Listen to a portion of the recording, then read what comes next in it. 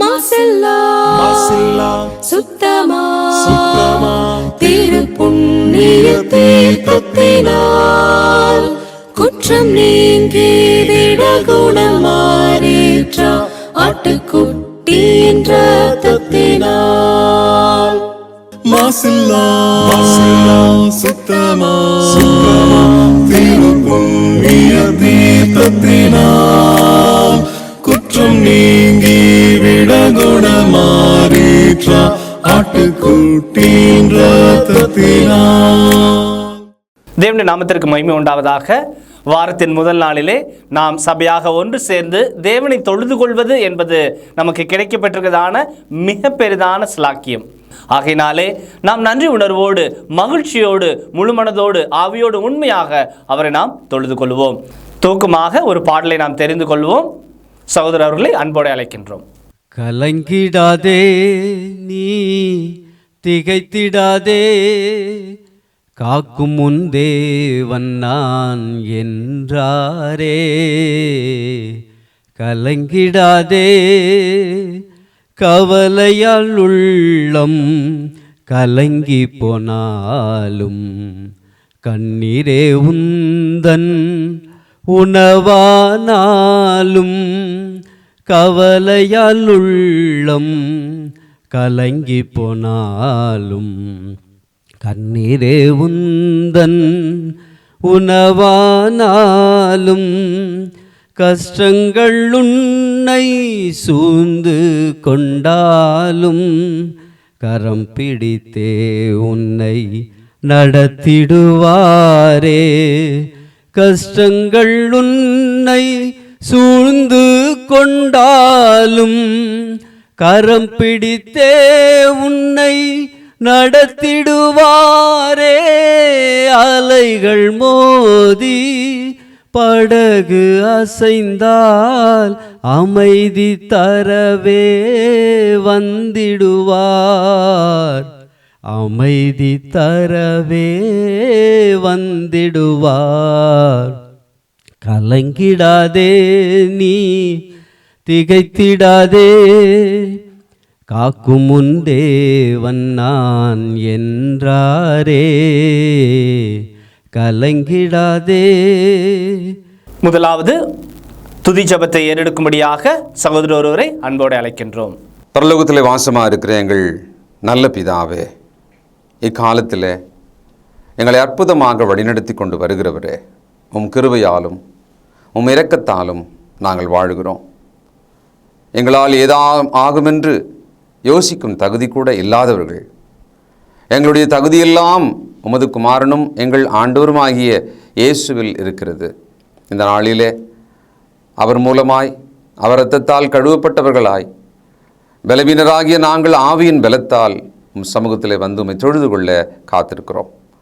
நல்ல பிதாவே, எல்லாருமாய் சேர்ந்து எங்களை ஒரு பலி போல மொத்தமாக பலிபீடத்தின் மேலே ஒப்புக் கொடுக்கிறோம். இந்த நாளில் உம்மை தொழுது கொள்வதனால் உண்டாகிற ஆசீர்வாதம், சமாதானம், சுகம் அனைத்தையும் பெற்றுக்கொள்ள வாஞ்சையாய் எங்களை தாழ்த்துகிறோம். எங்கள் பாவ குற்றங்களை மன்னித்து எங்களை சுகந்த வாசனையாக முகர்ந்து எங்களை பலியாக ஏற்றுக்கொண்டு ஆசீர்வதிப்பீராக. நீ செய்த எல்லா உபகாரங்களுக்காக நன்றி என்று சொல்வதை தவிர வேறொன்றும் எங்களிடத்தில் இல்லை. எங்களை தாழ்த்துகிறோம், உம்மை உயர்த்துகிறோம். இயேசு கிறிஸ்துவின் பரிசுத்த நாமத்தில் துதித்து ஜெபிக்கிறோம் பிதாவே, ஆமென். பிதா குமாரன் பரிசுத்தாவின் நாமத்திலே உங்களை ஆசீர்வதித்து உலகளாவிய இந்த பொது தொழுகைக்கு உங்களை வரவேற்கிறதுல மிகவும் மகிழ்ச்சி அடைகிறேன். பாசமிகும் என் சகோதரர்களே, நாம் இந்த கடைசி காலத்தில் தேவனுடைய வார்த்தையை நேசித்து கீழ்ப்படிந்து அவருடைய சித்தம் செய்யும்படி நம்முடைய முழங்காலை தாழ்த்துகிறோம். கர்த்தராகிய இயேசு கிறிஸ்து சீக்கிரமாய் வருவார் என்பதே நம்முடைய நம்பிக்கையாக இருக்கிறது. பாசமிகும் திருச்சபையே, நீங்கள் உணர்ந்து கொள்ளுங்கள். பெரிய காரியங்களை தேவனுக்கு என்று தேடுங்கள். Seek the biggest thing for the kingdom of God. தேவனுடைய ராஜ்யத்துக்காக ஆலோசனை செய்கிறவர்களாகவும் வேண்டுதல் செய்கிறவர்களாகவும் காத்திருக்கிறவர்களாகவும் மாறுங்கள். என்னுடைய அன்பு தோழர்களே, சமீபத்தில் ஒரு நாள் ஒருவர் என்னிடத்தில் கோபமாக வந்து நான் கேட்டால் 100 ரூபா தராரு, அவங்க கேட்டால் அவருக்கு 1000 ரூபா தராரு, இது என்ன நியாயம் என்று என்கிட்ட வந்து கோபமாக புலம்பினார். அப்பொழுது நான் அவரை சாந்தப்படுத்தும் வகையில், நீங்கள் எவ்வளவு கேட்டீர்கள் என்று கேட்டேன். அதற்கு அவர் சொன்னார், ஐயா நான் 100 ரூபா கேட்டேன், அதை கொடுத்தாருன்னு சொன்னார். அப்பொழுது நான் அவருக்கு ஒரு பதில் சொன்னேன், நீங்கள் எதை கேட்டீர்களோ அதை பெற்றுக்கொண்டீர்கள். Whatever you ask you received. நீங்கள் கேட்டதை அவர் தந்தார் என்று சொன்னேன். அப்பொழுது அவர் என்னை பார்த்து, ஏன் அவனுக்கு மட்டும் 1000 ரூபாய் கொடுத்தார் என்று என்னை பார்த்து கேட்டார். நான் அவனுக்கு சொன்னேன், எனக்கு தெரியாது, ஒரு கால் அவர் 1000 ரூபாய் கேட்டிருப்பார்.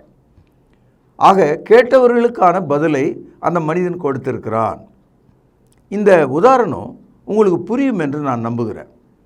நம்முடைய வாழ்க்கையில் மிகவும் குறுகலாக நெருக்கடிகள் மத்தியில் வாழ நாம் முயற்சிக்கிறதுனால எப்போதும் அதிகமாக பெரிய அளவில் ஒன்றை கேட்பதற்கு பதிலாக சிறிய அளவில், உதாரணமாக பல் குத்தும் குச்சி எவ்வளோ சிறிதாக இருக்கும், அதற்கு எவ்வளோ வேலை, அந்த மாதிரி நம்ம தேவனுடைய சமூகத்தில் கேட்கிறவர்களாக இருக்கிறோம். நமது ஆண்டவர் சொன்னார், கேளுங்கள் அப்பொழுது உங்களுக்கு கொடுக்கப்படும். எப்படி கொடுக்கப்படும்? அமுக்கி குலுக்கி வழிகிற மாதிரி அவர் கொடுப்பேன் என்று நமக்கு வாக்களித்திருக்கிறார். சகோதரர்களே, நாம் எதை கேட்கிறோமோ கிறிஸ்துக்குள்ளே அதை நாம் பெற்றுக்கொள்கிறோம். ஒரு சமயத்தில் இயேசு கிறிஸ்து எரிகோவுக்குள்ளே போனார். அப்படி அவர் போன போது அங்கே 2 குருடர்கள் இருந்தாங்க. அந்த குருடர்கள் பிச்சை கேட்டு கொண்டிருந்தாங்க. அந்த குருடர்களுக்கு எருசலேம் நகரத்திலோ அதை சுற்றிலும் பிச்சை கேட்டால் அதிகமான வருமானம் கிடைக்காது. ஆனால் எரிகோவில் ஏராளமான பணப்புழக்கம். ஏனென்றால் அக்காலத்தில் சூதாட்ட நகரமாக அது இருந்தது. ஆக சூதாட்டத்தில் ஜெயித்தவர்கள், அந்த கொள்ளையை அனுபவிக்கிறவர்கள், ஏராளமான பணத்தை மூட்டையை தூக்கி கொண்டு போகிறவர்கள் தாராளமாக ஏழைகளுக்கு அவர்கள் தர்மம் கொடுத்தார்கள். ஆகவே இந்த 2 குருடர்களும் எரிகோவில் போய் உட்கார்ந்துக்கிட்டு பிச்சை கேட்டுக்கொண்டிருந்தாங்க. அப்பொழுது இயேசு எரிகோவுக்குள்ளே வருகிறார் என்று கேள்விப்பட்ட போது அவர்கள் இயேசுவை நோக்கி, அவர்களால் பார்க்க முடியாது, ஆகவே வாயினாலே அவர்கள் மிகவும் உரத்த சத்தமாக கத்த ஆரம்பித்தார்கள், கூப்பிட ஆரம்பித்தார்கள்.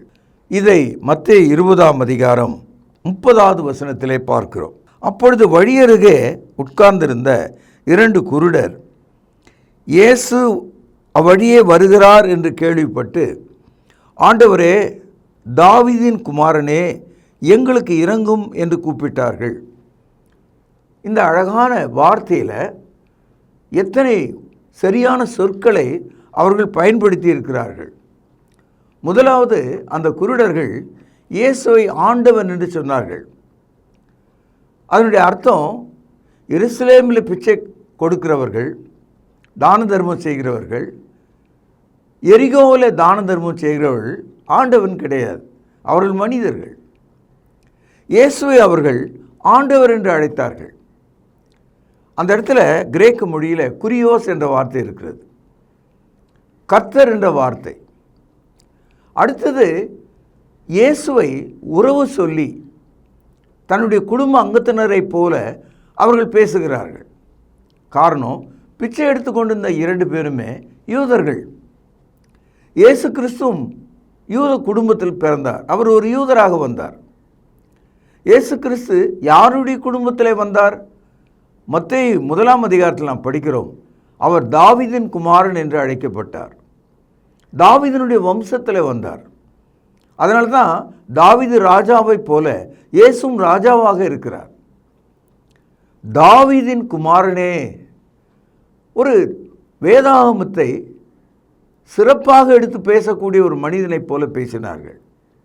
முதலாவது ஆண்டவன் என்று சொன்னார்கள், 2வது தாவீதின் குமாரன் என்று சொன்னார்கள், 3வதாக அவர்கள் சொன்ன ஒரு வார்த்தை இந்த காலையில் உங்களுக்கு அவசியமானது. அது, ஆண்டவரே எனக்கு இரங்கும். இந்த இறங்குதல் என்றதை ஆங்கிலத்தில் மெர்சி என்று நாம் படிக்கிறோம். இரக்கம் என்பது மனிதனுடைய இருதயத்தில் அந்த இருதயத்தை கசக்கி பிழிந்தால் வரக்கூடிய ஒரு நீரை போல மனதினுடைய உருக்கம், மெர்சியை நாம் இப்படி பிட்டி என்ற ஆங்கில வார்த்தையில் கூட சொல்லலாம். பிட்டின்னு சொன்னால் மன உருக்கம். அந்த இளைய குமாரன் தன்னுடைய தகப்பனை நோக்கி ஓடி வரும்போது அவன் ஓடி சென்று கட்டி பிடித்து அவன் கழுத்திலே முகத்திலே மாறி மாறி முத்தம் செய்தான். தன்னுடைய மகனை அவன் நேசித்தான். அதனுடைய அடையாளமாக அவனுக்கு முத்தமிட்டான், சமாதானத்தை தந்தான். இரக்கம், தேவன் இரக்கமும் உருக்கமும் தயவும் உள்ளவர் என்பதை அறிந்து கொள்ளுங்கள். இந்த 2 குருடர்களும் அவர்கள் இயேசுவை 3 சொற்களாலே சிறப்புப்படுத்துகிறார்கள். ஆண்டவர் என்று சொல்கிறார்கள், தாவீதின் குமாரன் என்று சொல்கிறார்கள், இரங்கும் என்று சொல்கிறார்கள். அப்படி அவர்கள் கதறிய போது சிலர் அங்கே இருந்து சீஷர்களோடு சேர்ந்து, கத்தாதே, அமைதலாயிரு, கூச்சல் போடாதே என்று அவர்களை அடக்க பார்த்தபோது அவர்கள் மிகவும் அதிகமாக உரத்த சத்தமாக அவர்கள் எனக்கு இரங்கும் என்று கதற ஆரம்பித்தார்கள். இதை 31வது வசனத்தில் பார்க்கிறோம். அவர்கள் பேசாதிருக்கும்படி ஜனங்கள் அவர்களை அதட்டினார்கள். அவர்களோ, ஆண்டவரே, தாவீதின் குமாரனே, எங்களுக்கு இரங்கும் என்று கவனிங்கள், அதிகமாய் கூப்பிட்டார்கள். நம்முடைய வாழ்க்கையில் இந்த காலையில் நாம் செய்ய வேண்டிய ஒரு கடமை, தேவனை நோக்கி அதிகமாக சத்தமாக நம்முடைய மனதுக்குள்ளே ஏதோ யோசித்து கொண்டே அல்லது வாய்க்குள்ளே முனைவிக்கொண்டே போகாமல் உரத்த சத்தமாக உங்களுடைய வாயின் வார்த்தை உங்கள் காதிலே கேட்கும்படி, உங்கள் வாயின் வார்த்தை உங்கள் இருதயத்தில் விளங்கும்படி, உங்கள் வாயின் வார்த்தை மற்ற மனுஷர்களுக்கு கேட்கும்படி உரத்த சத்தமாக தேவனிடத்தில் வேண்டுதல் செய்யுங்கள். The more you loudly speak and pray, not only you are hearing, others are hearing and God hears too. ஜெபம் பண்ணுங்கள், உரத்த சத்தமாக வேண்டுதல் செய்யுங்கள். இந்த வார்த்தையை தொலைவில் இருந்த இயேசு கேட்டார். கூட்டத்தோடு இருந்த இயேசு கேட்டார்.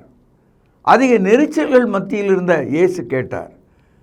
ஏராளமான சத்தத்தின் மத்தியில் அவர் கேட்டார். அப்பொழுது இயேசு நின்று அவர்களுக்கு என்ன சொன்னார் என்று பாருங்கள். மத்தேயு 20ஆம் அதிகாரம் 32வது வசனம். இயேசு நின்று அவர்களை தம்மிடத்தில் அழைத்து, நான் உங்களுக்கு என்ன செய்ய வேண்டும் என்று இருக்கிறீர்கள் என்றார். What must I do for you? இந்த காலையில் தேவன் உங்களிடத்தில் நான் உங்களுக்கு என்ன செய்ய வேண்டும் என்று கேட்டால் நீங்கள் என்ன சொல்வீர்கள், என்ன கேட்பீர்கள்? மகளுக்கு திருமணமாக வேண்டும், மகனுக்கு நல்ல வேலை கிடைக்க வேண்டும், சுகப்பிரசவம் நடக்க வேண்டும், இந்த வீட்டை கட்டி முடிக்க வேண்டும், இந்த கடனை அடைக்க வேண்டும், இந்த மருத்துவ செலவுகளை ஏற்க வேண்டும். இதுதான் நம்முடைய பட்டியல். இதைவிட மேலானவைகளை நாம் கேட்கலாம், ஆவிக்குரியவைகளை நாம் கேட்கலாம். அழிந்து போகிறவைகளை கேட்பதை விட்டுவிட்டு அழியாதவைகளை நாம் கேட்கலாம் இல்லையா? மேலான வரங்களை கேட்கலாம் இல்லையா? தேவனிடத்தில் நாம் எவ்வளவு பெரிதாக கேட்கிறோமோ அவ்வளவு பெரிதாக அவரால் செய்ய முடியும்.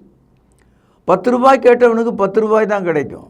100 ரூபாய் கேட்டவனுக்கு 100 ரூபாய் தான் கிடைக்கும். 1000 ரூபாய் கேட்டவனுக்கு 999 ரூபாயாவது கிடைக்கும், அல்லது 1000 ரூபாய் கிடைக்கும்.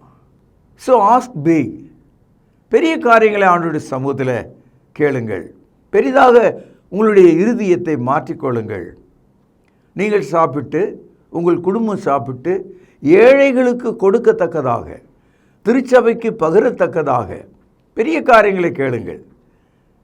என் அன்பு சகோதரர்களே, அந்த 2 குருடரும் ஒரு முக்கியமான தகவலை இயேசுவுக்கு சொன்னாங்க. அந்த தகவல் என்னன்னா, எருசலேம் நகரத்தில் தேவாலயம் இருந்தது, பிரதான ஆசாரியர் இருந்தார், பலிப்பீடம் இருந்தது, லேவியர்கள் பலி செலுத்தினாங்க, காணிக்கை பெட்டி இருந்தது, தெருவிலே மனிதர்கள் தர்மம் செய்தார்கள். இப்பொழுது அவர்கள் எரிகோவில் பிச்சை கேட்டு கொண்டிருக்கிறாங்க. இது எல்லாம் அவங்க மனதுக்குள்ளே இருக்கிற விஷயந்தான். ஆனால் அவர்கள் இப்பொழுது ஒரு வித்தியாசமான காரியத்தை கேட்டாங்க. அது என்னன்றத 33வது வசனத்தில் படிக்கிறோம்.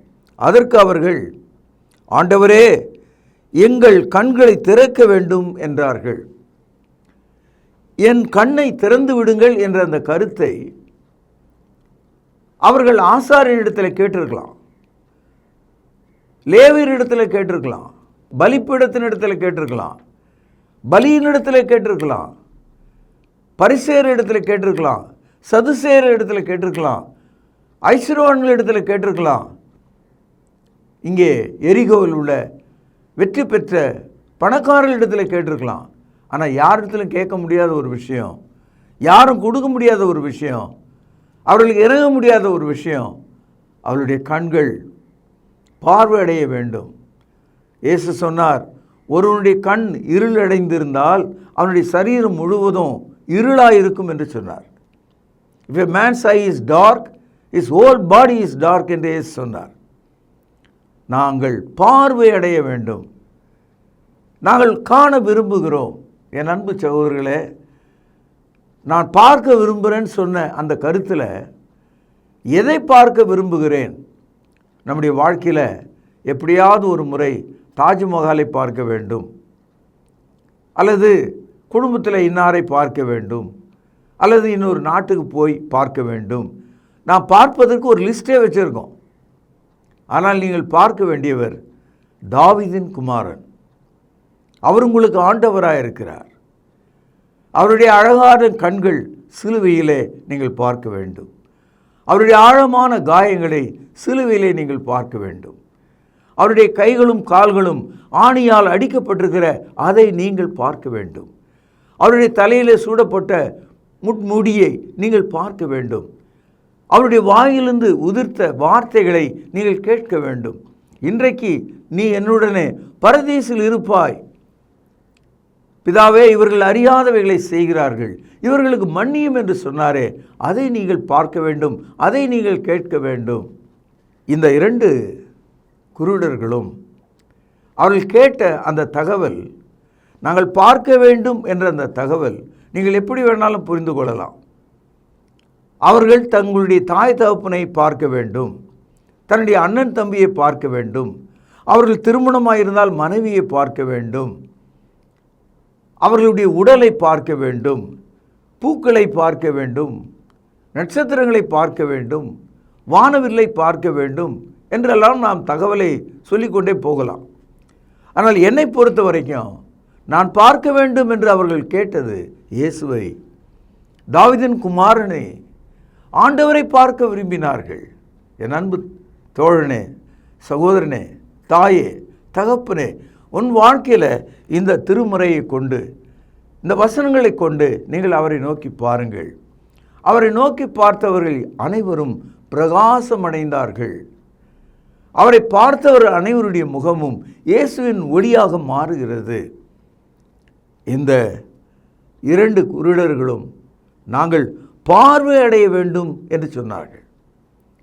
இயேசு இந்த அரிதான காரியத்தை கேட்டாயே, ஒரு வெள்ளி நாணயத்தை கேட்கக்கூடாதா, அல்லது ஒரு அப்பத்தை கேட்கக்கூடாதா, ஒரு மாற்று வஸ்திரத்தை கேட்கக்கூடாதா, அல்லது ஒதுங்குவதற்கு ஒரு நிழலை கேட்கக்கூடாதா என்றெல்லாம் விசாரணை செய்யாமல் அவர்கள் கேட்டதனுடைய நுட்பத்தை அவர்கள் புரிந்து கொண்டு அவர்களுக்கு அவருடைய தேவையை சந்தித்தார். 33வது வசனம், அதற்கு அவர்கள், ஆண்டவரே, எங்கள் கண்களை திறக்க வேண்டும் என்றார்கள். 34ஆம் வசனம் பாருங்கள், இயேசு மனதுருகி. இரக்கத்தை கேட்டவர்களுக்கு கிறிஸ்துவினிடத்தில் மனதுருக்கம் உண்டாகிறது. They begged for mercy. Now Christ in return showed compassion. அவர்கள் இரக்கத்தை கேட்டார்கள், இயேசு அவர்கள் மீது மனதுருகினார். He had a great compassion. என் அன்பு சகோதரனே, இந்த காலையில், இந்த தொழுகையில் தேவன் மீது இரக்கமும் மனதுருக்கமும் உள்ளவராயிருக்கிறார் என்று சொல்கிறேன்.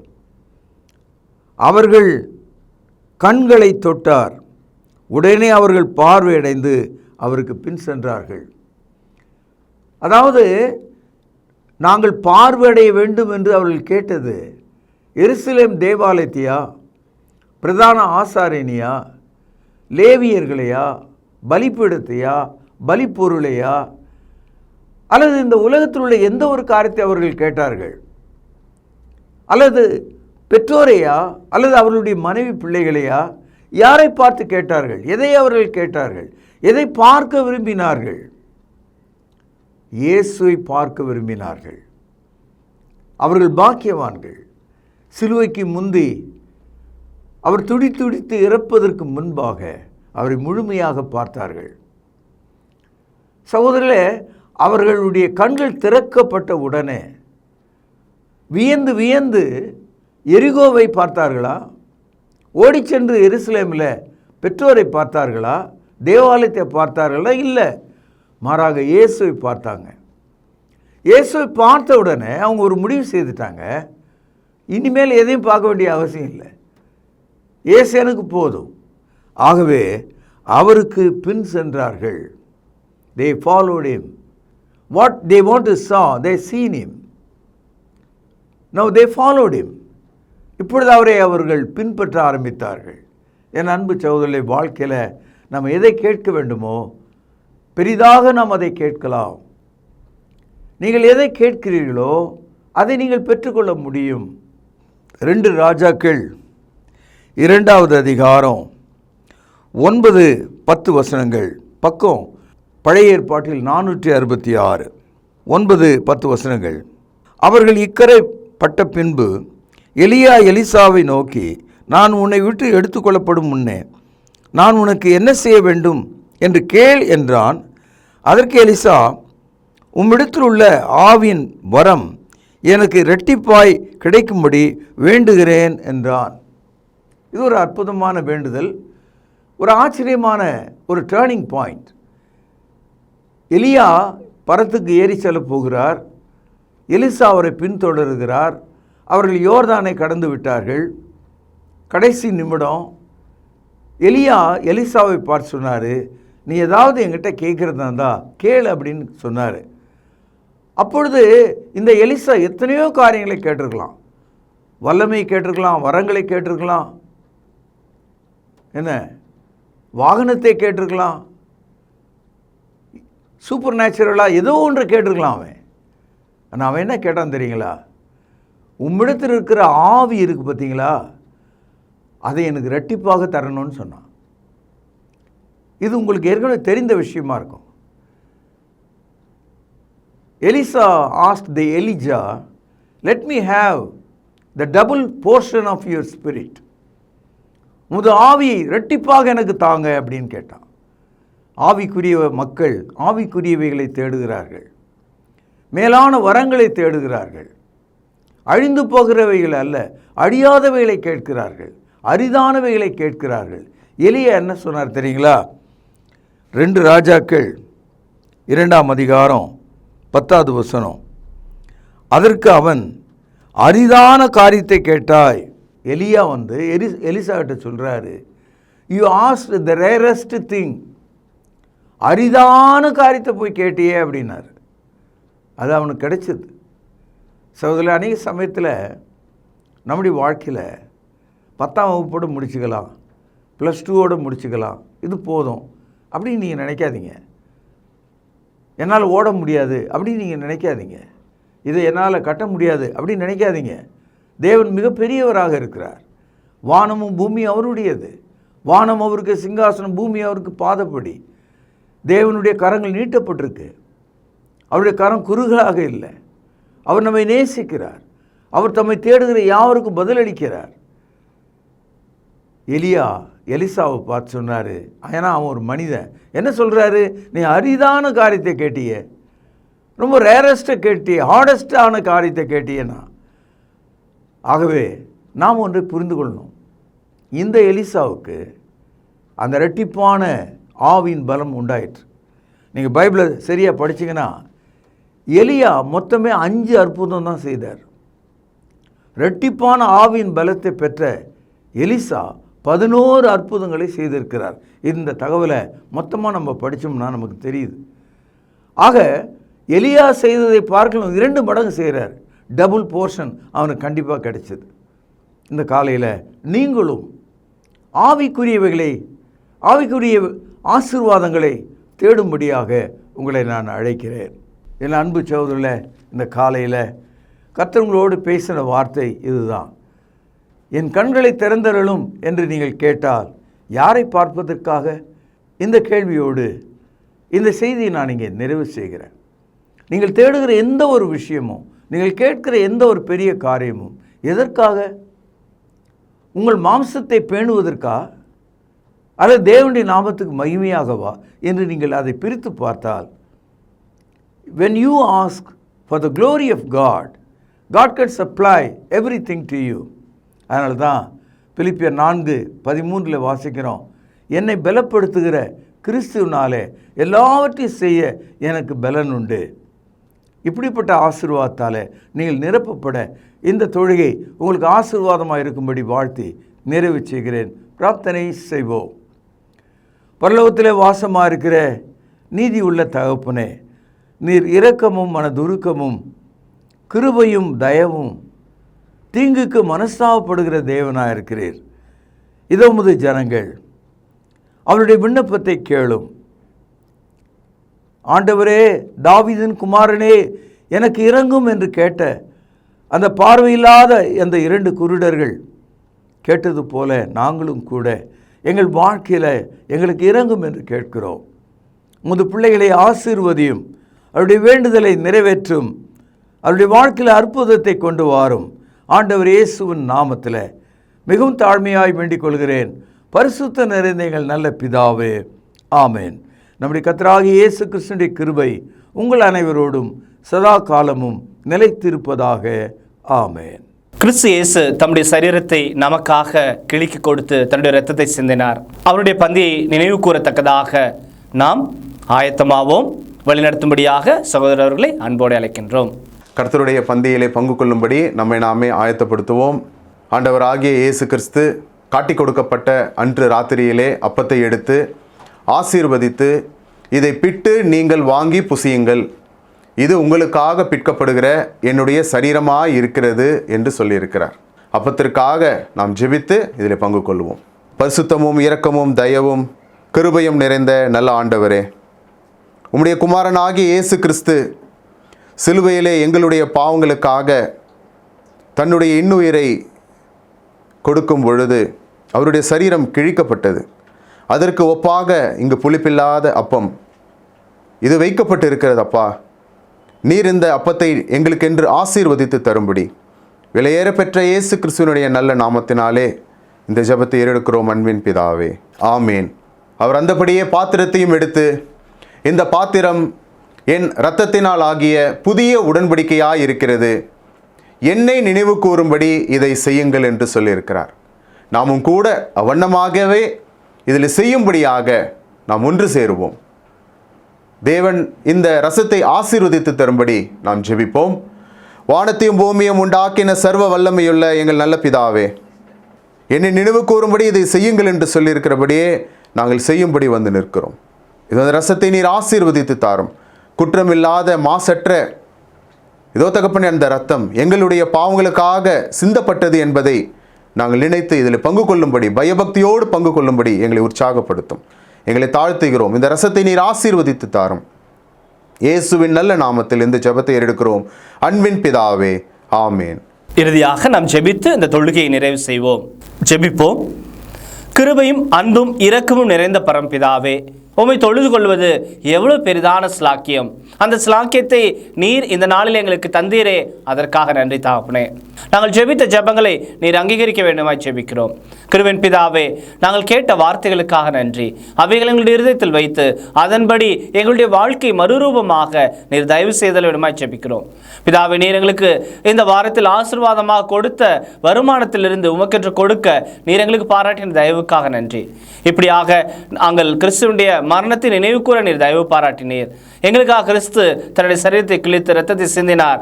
அதை நாங்கள் புசிக்கவும் பானம் பண்ணவும் நீர் தயவு பாராட்டினீர். இப்படியாக தாப்பனே, நாங்கள் ஏறெடுத்த இந்த தொழுகையை நீர் தாமே அங்கீகரிக்க வேண்டுமாகவும் ஆசீர்வதிக்க வேண்டுமாக ஜெபிக்கிறோம். தாப்பனே, சுவீனமாக இருப்பவர்களுக்கு உம்முடைய சுகத்தையும் ஆரோக்கியத்தையும் கட்டளை விடமாக ஜெபிக்கிறோம். காத்துக்கொள்ளும் வழி நடத்தியறலும் இயேசு கிறிஸ்து மூலம் நல்ல பரம்பிதாவே, ஆமென்.